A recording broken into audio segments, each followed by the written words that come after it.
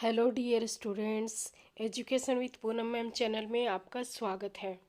आज इस लेक्चर के अंदर हम जो यूपीएससी मेंस के अंदर जो पेपर सेकंड है उसमें जो राज्य व्यवस्था का पोर्शन है उसमें आने वाले जो मेंस के क्वेश्चन है उसका एक क्वेश्चन है वो इस लेक्चर के अंदर हम डिस्कस करेंगे। जो आज का हमारा टॉपिक है क्वेश्चन का वो है ग्राम न्यायालय। तो जो ग्राम न्यायालय से संबंधित जो क्वेश्चन आता है उस क्वेश्चन को कंप्लीट हम इस लेक्चर में देखेंगे, तो आप अंत तक बने रहें। चलिए जो आज का क्वेश्चन है वो हम देखते हैं। हमारा क्वेश्चन है मेंस के लिए, ग्राम न्यायालय का सामान्य परिचय प्रस्तुत करते हुए इसकी प्रभाविता में उत्पन्न बाधाओं की चर्चा करें, साथ ही इसमें सक्षम और प्रभावी बनाने हेतु आवश्यक उपायों पर भी चर्चा करें। तो अब इस क्वेश्चन का जो आंसर है हम मेंस में कैसे लिख सकते हैं वो हम इस लेक्चर में डिस्कस करेंगे। तो इसका उत्तर है वो हम इस प्रकार लिखेंगे कि ग्राम न्यायालय का गठन ग्राम न्यायालय अधिनियम 2008 के तहत किया जाता है। इस अधिनियम को 2 अक्टूबर 2009 को अधिनियमित किया गया था। ग्राम न्यायालय प्रत्येक पंचायत के लिए मध्यवर्ती स्तर पर या एक जिले में मध्यवर्ती स्तर पर निकटवर्ती पंचायतों के समूह के लिए स्थापित किया गया है। तो जो ग्राम न्यायालय की परिभाषा है वो हमने दी, और ये कब इसका अधिनियम है वो लाया गया उसके बारे में हमने जो पहली लाइन्स है उनके अंदर हमने उसको बता दिया है।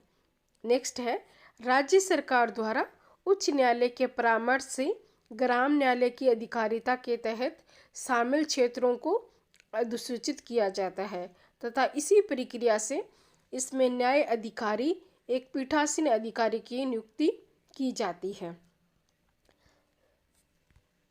ग्राम न्यायालयों को फौजीदारी और दीवानी दोनों न्यायालयों की शक्तियाँ प्राप्त होती है। तो जो ग्राम न्यायालय है इसको फौजीदारी और जो दीवानी न्यायालय हैं उनकी दोनों की शक्तियाँ हैं वो प्राप्त होती हैं। गौरतलब है कि ग्राम न्यायालय अधिनियम 2008 के तहत देश में 5000 से अधिक ग्राम न्यायालयों की स्थापना की जो संभावना है वो व्यक्त की गई थी, किंतु जो वर्तमान में केवल 208 ग्राम न्यायालय ही इसमें कार्यरत है। तो जो 2008 का जो अधिनियम बनाया गया था ग्राम न्यायालय अधिनियम, उसमें ये सोचा गया था, ये संभावना व्यक्त की गई थी कि जो 5000 से अधिक ग्राम न्यायालय है उनकी स्थापना की जाएगी, लेकिन वर्तमान में सिर्फ 208 ग्राम न्यायालय है वो ही कार्यरत है।